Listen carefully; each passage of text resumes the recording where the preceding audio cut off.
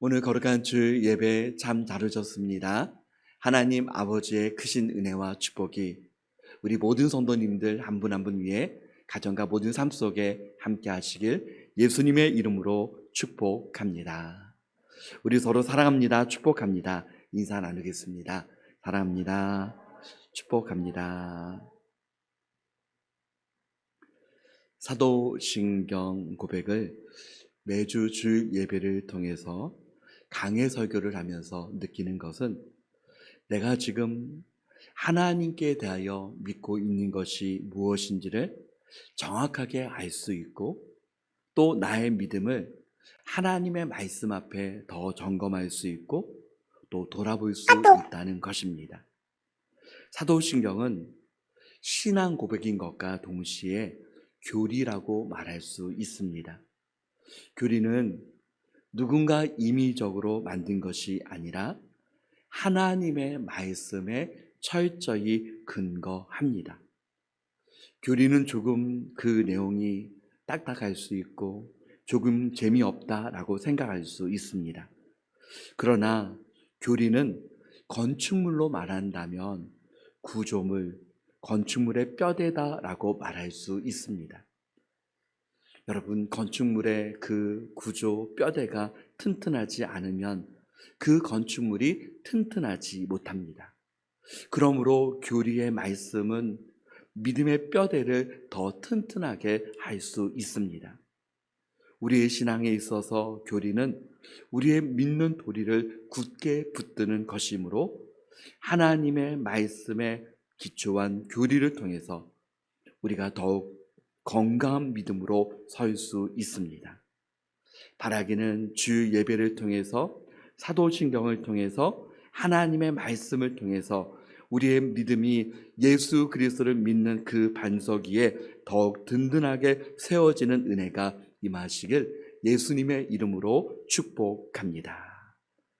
함께 나눌 신앙의 고백은 어떤 것입니까?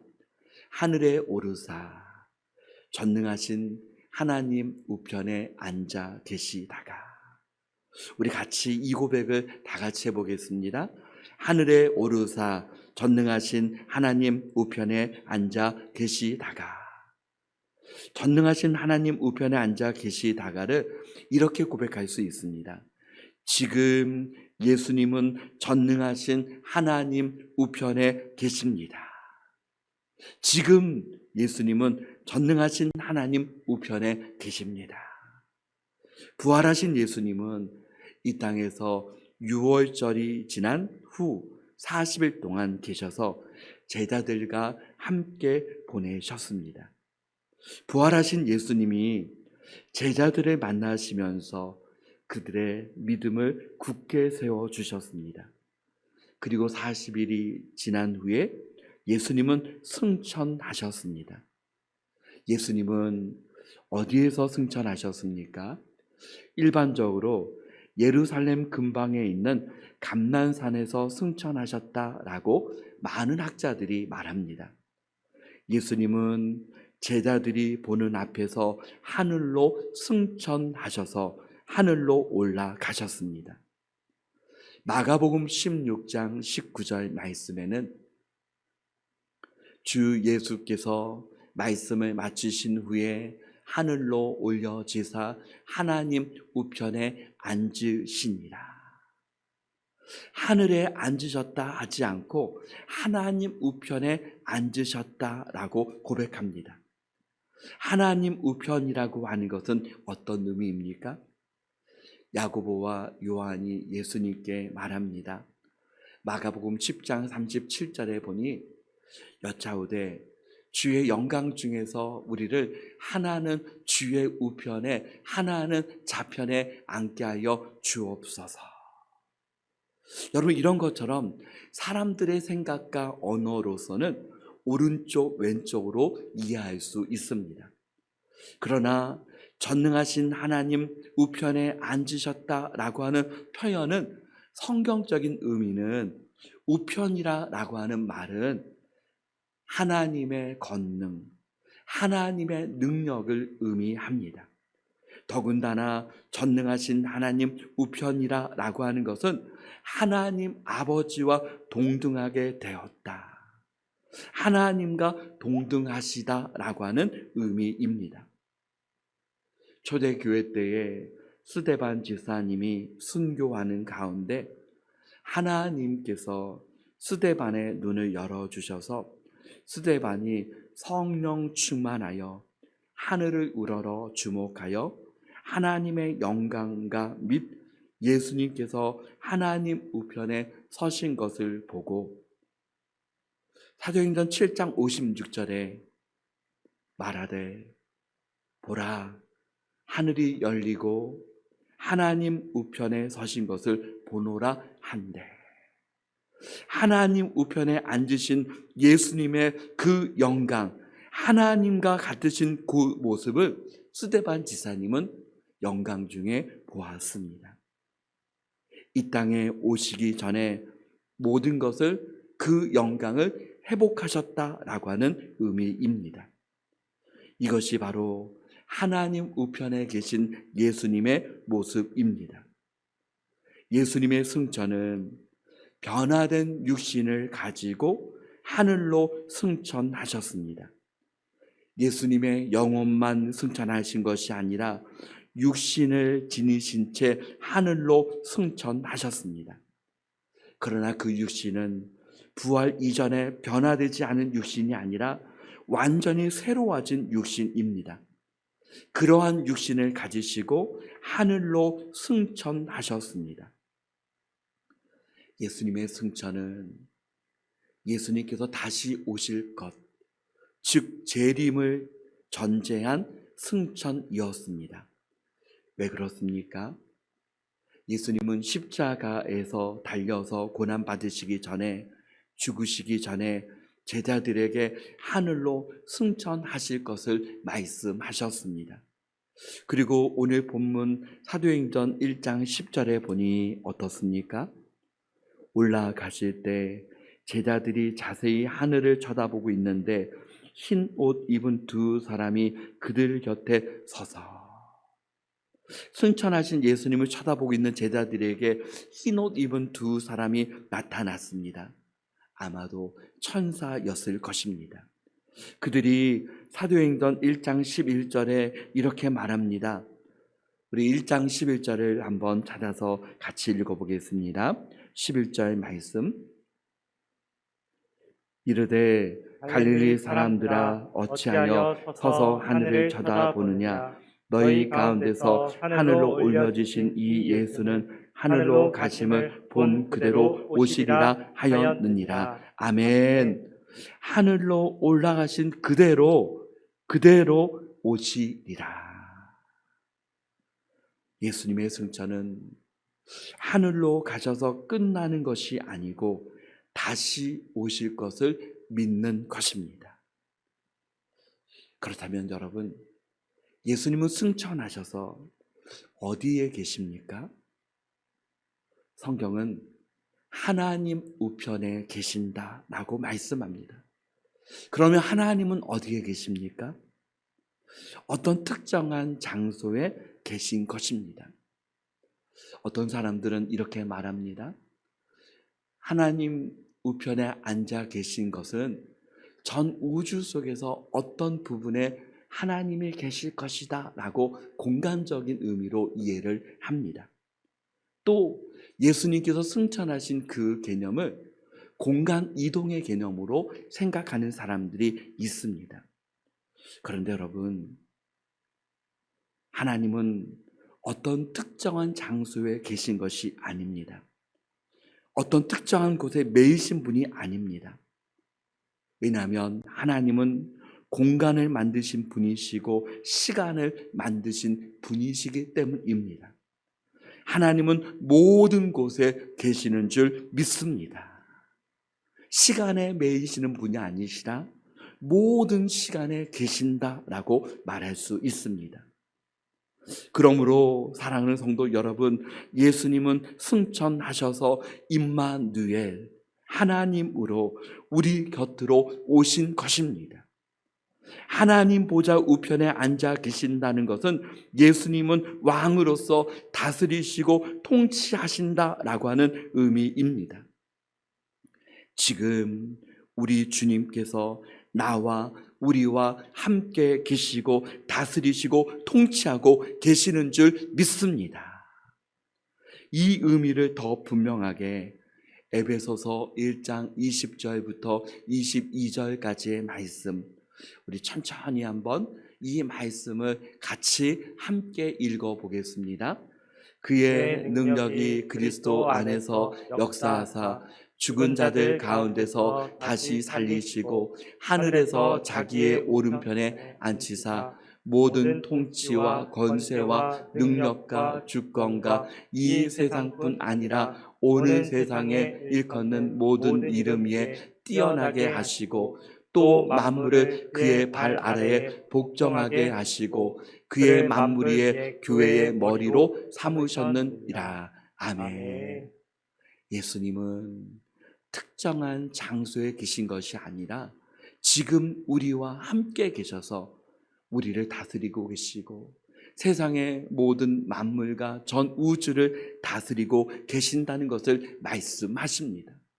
또한 주님의 몸된 교회를 붙들고 계셔서 주님의 몸된 교회를 통해서 하나님께서 친히 일하신다는 사실을 말씀해 주셨습니다. 그렇다면 예수님의 승천하심은 어떤 의미입니까? 첫째는 예수님의 승천은 예수님께서 이 땅에서 하셨던 사역의 마침과 이 땅에서의 예수님의 사역을 온전히 이루셨음을 의미합니다.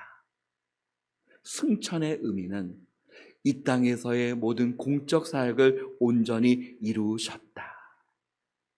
예수님께서 하나님으로서 이 땅에 사람의 몸을 입고 오신 것, 예수님은 십자가에서 못 박히시고 피 흘리심으로 대속 사역을 이루셨습니다. 그 모든 것을 예수님은 다 이루었다라고 말씀하셨습니다. 그 모든 공적 사역을 온전히 이루신 것입니다. 둘째는 예수님은 부활하심으로 자기 백성들을 구원하실 준비를 완전히 마치셨습니다. 그리고 그러한 대속의 효과가 성령님에 의해 하나님의 백성들 모두에게 적용되기 위해서는 예수님께서 하늘로 승천하셔야만 했던 것입니다. 사랑하는 성도 여러분, 오늘 성령께서 저와 여러분과 지금 함께하고 계십니다. 성령께서 내주하고 계십니다. 셋째는 예수님은 근본 하나님의 본체이셨지만 하나님 아버지와 동등됨을 취할 것으로 여기지 않으시고 오히려 자기를 비어 종의 형체, 즉 사람의 몸을 입고 이 땅에 오셨습니다. 그런데 부활하시고 승천하심으로 예수님께서 원래 가지셨던 하나님으로서의 영광을 회복하셨습니다. 그러므로 승천하심은 하나님으로서의 그 영광을 회복하신 것을 의미합니다. 넷째는 예수님의 승천은 하나님의 백성들이 장차 가게 될 천국의 거처를 마련하시기 위함입니다. 그래서 예수님은 요한복음 14장 2절과 3절 말씀을 통해서 내 아버지 집에 거할 곳이 많도다. 그렇지 않으면 너희에게 일렀으리라. 내가 너희를 위하여 거처를 예비하러 가노니 가서 너희를 위하여 거처를 예비하면 내가 다시 와서 너희를 내게로 영접하여 나 있는 곳에 너희도 있게 하리라. 예수님께서 승천하셔서 보혜사 또한 예수님께서 승천하셔서 예수님은 우리가 거할 그 처소를 예비하셨습니다. 다섯째는 예수님의 승천은 성도들 각자에게 보혜사 성령님을 보내주시기 위함입니다. 예수님은 요한복음 16장 7절 말씀 우리 같이 읽어보겠습니다. 그러나 내가 너에게 실상을 말하노니 내가 떠나는 것이 너에게 유익이라. 내가 떠나가지 아니하면 보혜사가 너희에게로 오시지 아니할 것이요 가면 내가 그를 너희에게로 보내리니. 아멘. 성령님은 창조 전부터 계시지 않았습니까? 예수님은 창조 전부터 계시지 않았습니까? 그런데 왜 성부, 성자, 성령님을 통해서 왜 예수님께서 보혜사 성령님을 보내신다라고 말씀하셨을까? 여러분, 삼위일체 하나님을 우리는 이렇게 이해해야 합니다. 본체론적 삼위일체, 경륜론적 삼위일체. 여러분, 조금 어렵지만 본체론적 삼위일체는 성부, 성자, 성령 하나님은 그 모든 권위와 권세와 영광과 그 모든 것이 동등됨을 취한다는 것입니다. 본질적으로, 본체론적으로 동등됨입니다. 그러나 하나님의 뜻과 계획 속에서 경륜론적으로 성부 하나님께서 성자 예수님을 보내시고 성자 예수님께서 성령 하나님을 보내셨다라고 그렇게 말씀하셨습니다. 그러므로 예수님께서 승천하셔서 보혜사 성령님을 보내셨습니다. 예수님께서 지금 하나님 보좌 우편에 계셔서 우리를 중보하고 계시다는 사실을 알고 믿어야만 합니다. 그리고 그 중보의 결과로 우리의 죄가 사해지고 하나님 아버지와 화목해 되었으며 영생의 소망을 가지고 살아가게 되었습니다. 예수님께서 승천하셨지만 멀리 계신 분이 아니라 지금 우리와 나와 함께 하시는 임마누엘 하나님이십니다.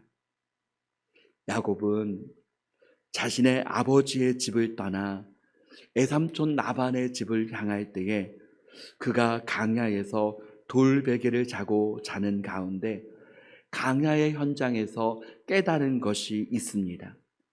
창세기 28장 16절 같이 읽어보겠습니다. 야곱이 잠이 깨어 이르되 여호와께서 과연 여기 계시거늘 내가 알지 못하였도다. 아멘. 때로는 하나님이 보이시지 않기에 하나님이 나와 함께 하신다는 사실을 우리가 깨닫지 못할 때가 있습니다. 그러나 여러분, 임마누엘 되신 예수 그리스도께서 우리의 강야의 현장 세상 한가운데서 분명하게 함께하여 주시는 줄 믿습니다. 그렇다면 예수님은 승천하신 이후에 하나님 보좌에 앉으셔서 어떤 일을 하십니까? 예수님께서 십자가에서 죽으실 때 이 땅 성전의 지성소를 가로막는 휘장이 위에서부터 아래로 찢어졌습니다. 그 의미는 지성소, 은혜의 보좌로 당당하게 나갈 수 있는 길을 예수님께서 열어주셨다는 것입니다. 그런데 승천하셔서 예수님은 대제사장의 역할을 하시는 것입니다. 히브리서 8장 1절에 지금 우리가 하는 말의 요점은 이러한 대제사장이 우리에게 있다는 것이라. 그는 하늘에서 지극히 크신 이의 보좌 우편에 앉으셨으니 하나님과 우리 사이에 막힌 담을 허물어 주셔서 예수님께서 친히 대제사장이 되어 주셨습니다. 그렇다면 대제사장 되신 예수님께서 히브리서 7장 24절 25절은 예수는 영원히 계심으로 그 제사장 직분도 갈리지 아니하느니라. 그러므로 자기를 힘입어 하나님께 나아가는 자들은 온전히 구원하실 수 있으니 이는 그가 항상 살아 계셔서 그들을 위하여 간구하심이라. 그가 항상 살아 계셔서 그들을 위하여 간구하심이라. 그들을 위하여, 하나님의 자녀들을 위하여 기도하고 계십니다.